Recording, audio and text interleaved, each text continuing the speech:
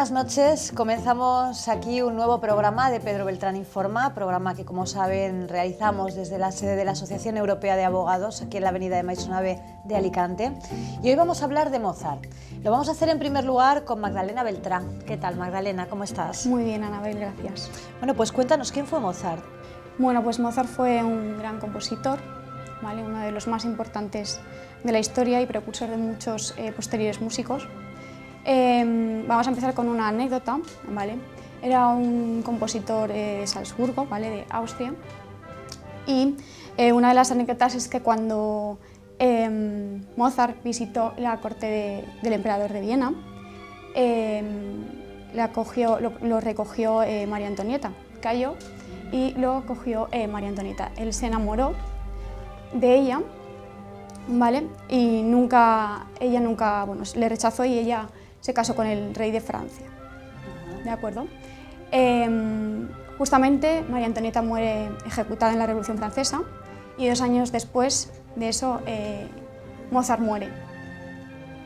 Y bueno, una curiosa historia que no creo que sea muy conocida a pesar de los amantes de Mozart, que son muchos. ¿Por qué es tan importante Mozart para la música, Magdalena? Bueno, porque él le dio mucha importancia sobre todo a los personajes. Anteriormente, bueno, otros autores habían trabajado con los personajes de modo anecdótico y en cartón, y él le da muchísima importancia a los actores, ¿vale? Y simplemente tratan temas de amor, pero le da muchísima intensidad y se elevan a lo sublime cuando cantan sus óperas. ¿Cómo escribía Mozart sus obras? Pues Mozart escribía sus obras, las retenía en la cabeza, ¿vale? Algo que hasta ese momento nunca había sucedido, ¿vale? Porque otros autores pues, habían escrito sus obras en papel, pero él podía perfectamente hacerlo en su mente. Las guardaba en su mente y bueno, eso realmente era una persona muy inteligente y no era algo que todo el mundo podía hacer, ¿no? Entonces fue muy reconocido y le costaba mucho el luego plasmarlo en el papel, pero lo hacía perfectamente. Magdalena, ¿cuáles son las principales obras de Mozart? Bueno, pues Mozart tiene 626 obras, 41 sinfonías. La mejor sinfonía que escribió fue a los 18 años, ¿vale? Fue la Sinfonía 29, ¿de acuerdo? Fue de las mejores y de los 18 en adelante fue cuando él alcanzó su plena madurez, ¿vale? En las composiciones.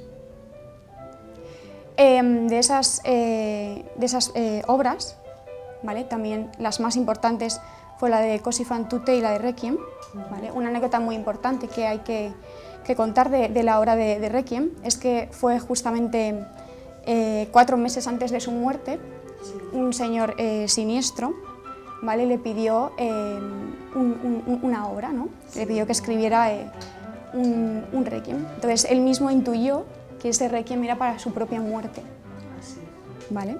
Sí, sí. Y bueno, él estaba escribiendo 3 obras a la vez en ese momento, entre ellas el Requiem, la flauta mágica, ¿vale? Y durante ese tiempo, digamos que Mozart era una persona que era bastante desordenada, ¿vale? Vivía un poco al día en temas de dinero.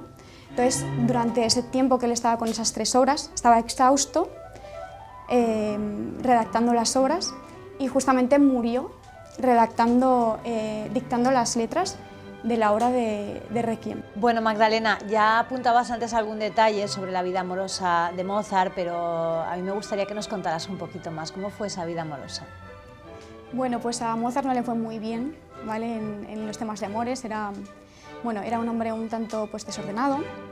De vez en cuando incluso le faltaban modales, ¿vale? Algunas faltas, ¿no? de educación y de respeto que a las mujeres pues, no les gustaba demasiado, ¿vale? Y tampoco el físico, digamos, que le acompañara, no le acompañaba. Entonces, bueno, él conoció a una soprano, Eloisa Weber, y se enamoró de ella, ¿vale? Completamente, pero él no le correspondió. Y al poco tiempo conoció a su hermana, Constanza, ¿vale? Que no tenía pues, nada que ver con ella. Era una señorita bastante sencilla, ¿vale? Muy común, muy normal, ¿vale? Y bueno, con ella se casó y estuvieron 20 años juntos hasta la muerte de Mozart. Y además tuvieron 7 hijos, ¿vale? De los cuales solo sobrevivieron 2. Uno de ellos fue funcionario, pero ninguno de los 2 tuvo hijos y bueno, no tuvieron, por lo tanto el compositor uno de los más importantes de la historia no tuvo descendencia. Vaya. Pues muchísimas gracias, Magdalena, por esta fantástica introducción que nos has hecho sobre Mozart. Gracias. Gracias a ti.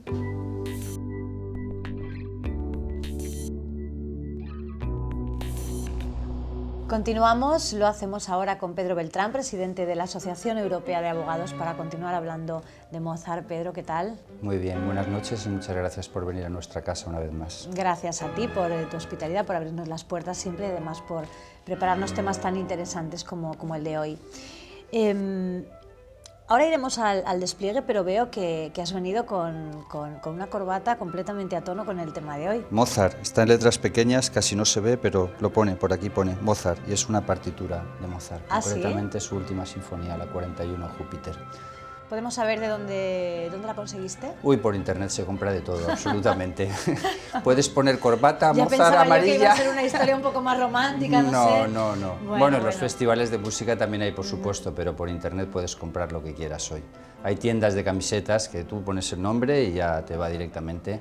A los adictos al comercio electrónico como yo, que me encanta comprar sobre todo por Amazon, pues puedes comprar lo que quieras. Bueno, estupendo. Ahora Amazon está vendiendo ropa ya. ¿A ti que te gusta más la ropa que la música? No, eso es mucho decir, Pedro, eso es mucho decir. La música me gusta mucho también. Vamos al despliegue que has preparado hoy, que veo que te has empleado a fondo. Sí, vamos a procurar que no se te caiga en la cabeza también. Esperemos que no, Debo decirte que los últimos están puestos solo las cajas, entonces te va a hacer poco daño si se cae. Bueno, si no se cae mejor. El Cuéntame. despliegue es hecho con particular cariño hoy porque Mozart es una de mis pasiones, son mis grandes amores desde los 17 años, con lo cual me ha hecho una ilusión particular hacer un programa específico y solo de Mozart. Hemos hablado incidentalmente en otras ocasiones, siempre hablamos de música en la introducción a los programas, pero hoy solo y nada más que Mozart. ¿Qué tenemos? Bueno, sería muy largo, evidentemente, hablar de todos los objetos.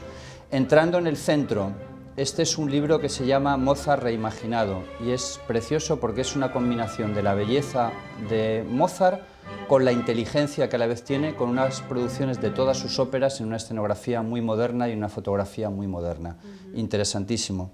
Al lado la mejor película que hay sobre las óperas de Mozart, una película de Losey, que fue en su momento, en su año cuando se estrenó, la película más taquillera en Estados Unidos.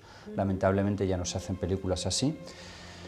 El arte de escuchar Mozart, que es para mí el mejor libro que existe sobre Mozart, del musicólogo alemán Georges Balin, y una curiosa combinación que es Mozart y Richard Strauss juntos, el mayor genio del siglo XVIII y el mayor genio del siglo XX, en una ópera que tiene 70% de Mozart y 30% de Strauss. Strauss hizo una adaptación de Idomeneo de Mozart. Ya digo que entrar en todos los demás detalles sería alargarnos mucho. Aquí tenemos la Filarmónica de Berlín con Barenboim, en las mejores ediciones que hay de las 3 óperas de Mozart, con libretos de Da Ponte y los conciertos para piano. Idomeneo en 3 versiones, Flauta Mágica en 3 versiones, Don Giovanni en 3 versiones, también Bodas de Fígaro en 3 versiones. Nada menos que 170 CDs hay ahí en esa caja, que son las obras completas de Mozart, y aquí hay 22 DVDs que son las 22 óperas de Mozart, Mozart 22 en producciones del Festival de Salzburgo. Y luego todo lo demás son discos de Mozart, libros de Mozart, destacaría este, Lorenzo da Ponte, Las Memorias, es el libretista de Mozart, que curiosamente era judío. Y tenemos también Las Bodas de Fígaro de Barenboim, una maravilloso. La música masónica, porque es poco conocido que Mozart era masón, e incluso llevó a su padre a la masonería, le introdujo en la masonería, y a otro gran compositor que es Haydn. Y es música escrita por Mozart para la masonería. Su última ópera, La Flauta Mágica, es una ópera masónica también. Las sinfonías de Mozart, que como muy bien decía antes Magda, las geniales van desde el 29 a la 41, y ahí están todas, dirigidas por Barenboim, el mejor director del momento. DVDs con óperas de Mozart, todos los que tenemos aquí, y este es el despliegue que hemos organizado para el programa. Hay películas, comentabas hace un momento, hay películas. Sí, he traído varias películas que me gustaría enseñar a los telespectadores, muy brevemente. Esta es la que más conocerán todos, sin duda, Amadeus, que es una película que es muy conocida. Está muy bien hecha, a mí no es la que más me gusta. Esta precisa poca introducción. Esta es una serie de 9 horas, una serie de televisión, la típica serie de televisión, de estas tonterías de series que nos ponen ahora, porque esta se hizo en televisión española en su momento. Sí. No está disponible, lamentablemente, en una versión española, hemos traído la versión francesa, que es la original, y la versión alemana, una serie espléndida de 9 horas que permite conocer muy bien a Mozart. Aquí tenemos 3 películas sobre Mozart, 3 películas de Mozart, y está mi favorita, que es nada menos que el año 1942. Tú piensas, el año 42, ¿qué pasaba en el 42? En el 42 estaban tirando bombas, evidentemente. Una película austriaca, que en esa época Austria era parte de Alemania, o sea que en realidad por el Anschluss de Hitler del 1938, y es la mejor película que hay sobre Mozart. Es una película espléndida, muy fidedigna, con unos actores estupendos, en blanco y negro, por supuesto, pero eso no quita que la actuación sea soberbia. Esta es menos conocida en el estilo de Amadeus, es una película que se llama Nannerl, la hermana de Mozart. Es una película sobre su hermana, aunque por supuesto también él sale. Y esta película es maravillosa, y además es muy nuestra, porque es de Carlo Saura. Sí. Carlo Saura, en italiano, que hace una película donde los protagonistas son Mozart, Da Ponte y Casanova. Sí, Casanova, el famoso conquistador Casanova, sí. Porque es contemporáneo de Mozart, porque inspiró, y esto es muy poco sabido, el Don Giovanni. Está aquí en los ensayos de Don Giovanni Casanova haciendo correcciones y diciendo, no, tienes que decir esto, en España tantas conquistas, te has quedado corto, porque España deben ser 1003, muy bonita, preciosamente hecha y muy reciente también. En la misma línea, también tenemos sobre el mismo tema Giacomo Variations. Aquí tenemos a John Malkovich, actor muy conocido, como Mozart en el papel de Casanova, es decir, es también la misma idea de la inspiración de Mozart a través de Casanova, aunque Mozart, como decía antes Magda, de Don Juan no tenía nada. Tuvo 2 amores, Aloisia y su hermana, en fin, se concentró en 2, también vivió poco el hombre, se murió a los 35. Da Ponte murió a los 91, una menuda diferencia, es también un gran conquistador, y Casanova vivió 80 años también, con lo cual es de un poco más de tiempo, sin duda, pero no creo que fuera solo un problema de tiempo, aunque Mozart hubiera vivido más años, hubiera hecho una música genial, pero de conquistas creo que habría ido regular. Y por último, una película preciosa, que es La flauta mágica de Ingmar Bergman, el conocidísimo cineasta, hizo una versión de La flauta mágica, lamentablemente cantada en sueco, que era su idioma, pero por lo demás una excelente película. Muy bien, pues una filmografía importante la que gira en torno a Mozart. ¿Cuál es el motivo de la genialidad de Mozart, Pedro?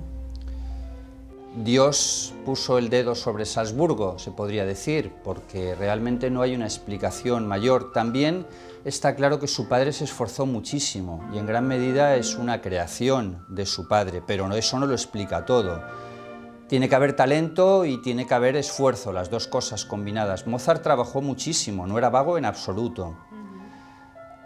Y también estudió mucho, pero había una inspiración original que no se sabe muy bien de dónde procede. No ha habido nadie con tanta capacidad de genialidad, ningún caso hay en la historia, en el terreno de la música. En otros terrenos podríamos hablar de Alfred Einstein. Curiosamente, Alfred Einstein era un apasionado, loco apasionado de Mozart. Tocaba Mozart, lo tocaba el violín, decía que era el mayor genio que había existido, o sea que él mismo se situaba a Mozart por encima de él.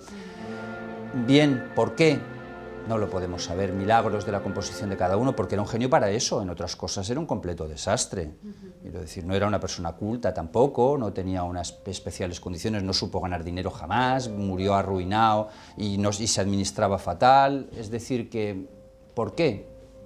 Pues ciertos milagros que existen. Lo que está claro es que a los 5 años ya empezó a componer, a los 8 años escribe una sinfonía, eso es insólito. Y luego, como antes explicaba Magda, le escribía de cabeza, eso es increíble. De eso hay muchos ejemplos en estas películas y hay muchísimos relatos, porque en esa época se escribía muchísimo. Hay muchos testimonios de Mozart, cartas de todos los que lo rodeaban, de su familia. Él se le ocurrían las cosas en la cabeza y lo único que tenía que hacer era pasarlas al papel. Decía que era muy fácil. En esta serie es precioso porque ya con 7 años le dice a su padre: mira papá, mira qué fácil es, se me ha ocurrido esto en la cabeza y es solo ponerlo en el papel. Es muy sencillo. En buena medida el proceso era así. Nadie consigue hacer lo mismo. Él no hacía correcciones. La película de Amadeus también una escena preciosa cuando Salieri le pregunta a su mujer y dice: ¿estas partituras, pero son originales? ¿Cómo que originales? Dice: si no hay ninguna corrección. Dice: no, es que él nunca hace correcciones, él escribe así. Bien, genialidad no tiene otra definición. Que ocurren. Porque todos los grandes compositores son alemanes, Pedro. Algunos dirían que hay compositores que no son alemanes y algunos contestarían a esta pregunta diciendo que Mozart era austriaco. Bueno, yo no tengo nada de hitleriano ni de nazi, por supuesto, pero la verdad es que Austria y Alemania son lo mismo culturalmente. En la misma serie esta de Mozart hablan de Mozart como compositor alemán. ¿Por qué? Pues porque comparten el mismo idioma, porque Alemania como unidad nacional es algo que surge muy tarde. ¿Por qué? Nosotros tenemos mejores pintores, no tenemos buenos músicos, o no geniales, por lo menos, buenos no es la palabra adecuada. Qué gran compositor español hay en la historia. Falla, más recientemente Luis de Pablo, bueno, no están a este mismo nivel. Sin embargo, tenemos a Goya, tenemos a Velázquez. Hay un motivo que se podría argumentar, que es el interés de los monarcas y de la burguesía en España por la pintura y en Alemania por la música. Es decir, los reyes españoles, Felipe IV, Felipe II mismo, que compró los cuadros del Bosco, eran grandes coleccionistas de arte. Nunca tuvieron un interés especial por la música. En Alemania ocurrió al revés. El emperador en la época de Mozart, José II, tocaba el piano. Eso Felipe IV no tocaba el piano.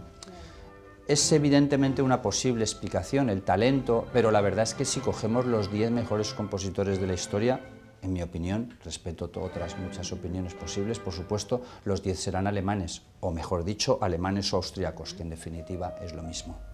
Muy bien, vamos a las obras. ¿Cuáles son las obras más importantes, más destacadas de Mozart? Yo diría que Mozart es en sí un milagro todo, pero especialmente a partir de los 18 años o 16 años, porque su obra es en parte óperas, es decir, que llevan texto, y luego música pura. Para que los telespectadores lo entiendan, música pura es algo que no lleva un texto, algo que toca una orquesta, toca un piano, toca un violín. Una ópera es algo que se canta sobre la base de un texto. Es mucho más difícil escribir una ópera que música pura porque tienes cuestiones psicológicas, análisis de los personajes. Con 14, 12 años es imposible. Con 12 años Mozart le preguntaba a su padre qué quiere decir que se calienta al ver una mujer, que le hierve la sangre. Claro, son cosas que él no podía entender cuando le habían dado un texto para una ópera. El milagro de Mozart es que por primera vez introduce los sentimientos en la música. Hasta entonces la música era mucho más fría, mucho más racional. Se dice que las fugas de Bach se comparan con las matemáticas. Mozart, sin embargo, él introduce un aspecto de emociones en la música. La música de Mozart es profundamente emocional. Y luego tiene también otra característica tremendamente importante, que es que consigue el milagro de verdad de la música. ¿Qué es el milagro de la música? Ir donde terminan las palabras. Si tú coges una obra literaria, un texto o una película de cine, bueno, algunas películas tienen banda sonora también, o todas tienen banda sonora, con una película o con una obra teatral, las palabras son limitadas. En la ópera tú puedes llevar a que las cosas sean de una inspiración muchísimo más grande y por eso la música se convierte en la reina de las artes, porque tiene un poder mucho más grande que las simples palabras. En primer lugar, el poder de la intuición, el poder de los sentimientos más profundos, y el poder de esas mismas palabras elevarlas a lo más alto. En la ópera tú puedes hacer que canten a la vez 4 personas y no parezca raro. Tú no puedes hablar 4 personas, se interrumpen, no lo entiendes. Ahí no ocurre así. Y él, en un momento dado, empieza a crear unas obras, las 7 últimas óperas que tenemos aquí, que ya son obras maestras absolutas también desde el punto de vista psicológico, no solamente en cuanto a la creación musical. ¿Cuáles son sus óperas mejores? Estas 3 que tenemos aquí con Barenboim, que dirigió con la Filarmónica de Berlín, y que son Las bodas de Fígaro, Così fan tutte y Don Giovanni. Son sus 3 últimas óperas. Don Giovanni está considerada una de las mejores obras de la historia, una de las mejores óperas. Él ahí pone toda su pasión y nuevamente tenemos el contraste entre palabras y música y esa perfecta integración.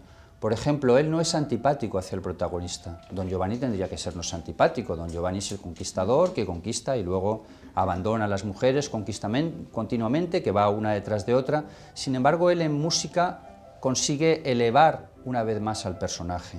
En Las bodas de Fígaro crea un retrato absolutamente sublime de personajes normales. Hasta entonces, hasta esa época, las óperas trataban de grandes héroes, de personas mitológicas, leyendas griegas. Él nos habla de la realidad. En el último acto de Las bodas de Fígaro, el conde le pide perdón a su mujer porque la ha confundido con otra y ha efectuado una declaración de amor a otra persona. ¿Qué hay más de real en aquella época que estamos a final del siglo XVIII? Él es básico para la evolución de la historia de la música. Sin él no se entiende nada de lo que viene después.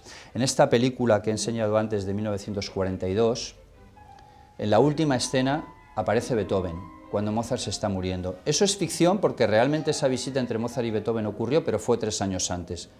Pero entiende muy bien el mensaje de la película porque Beethoven no se entiende sin Mozart. El primer Beethoven es un desarrollo de Mozart y a partir de ahí digamos que todo ya va seguido y tiene una línea de continuidad. Mozart ha sido el gran dios para todos los artistas.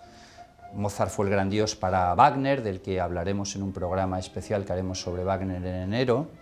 Mozart ha sido el gran dios, por supuesto, para Richard Strauss en el siglo XX y para todos. Es un compositor que bajo unas formas aparentemente sencillas encierra un lenguaje diabólico y súper complicado. Y es un compositor que también bajo esa apariencia alegre lo que esconde muchas veces es sentimientos y una marcha fúnebre, porque tuvo una vida absolutamente tristísima. Eso se ve regular en la película de Amadeus, pero cuando ves una serie dices, pero qué desgracia de hombre. Vale, muy inteligente y todo lo que quieras, pero parece como que todo le salga mal.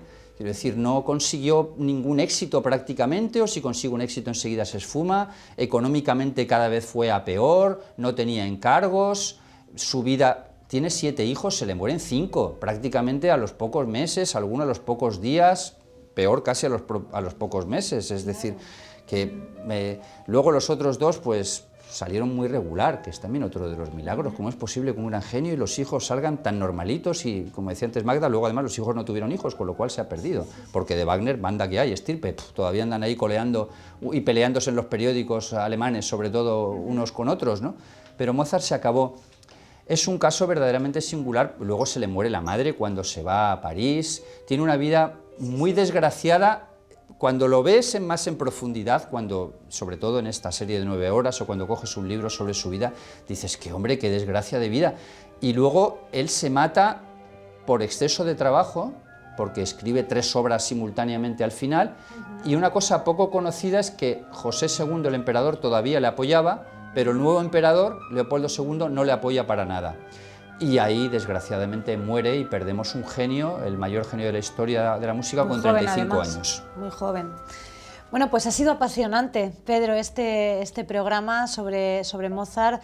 Yo creo que a quienes nos están viendo y tanto a quienes les gusta la música como a quienes no, les habrá encantado conocer todos estos detalles sobre la vida de un gran genio. Muchísimas gracias. Gracias a ti, a Información TV. La semana próxima haremos un programa especial sobre la Navidad. Tenemos varios invitados extranjeros que nos hablarán de la Navidad en sus países.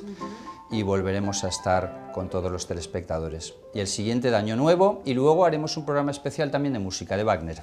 Muy bien, pues nada, tenemos ya la agenda completa hasta enero. Muchísimas gracias, Pedro. Gracias. Nos vemos pronto.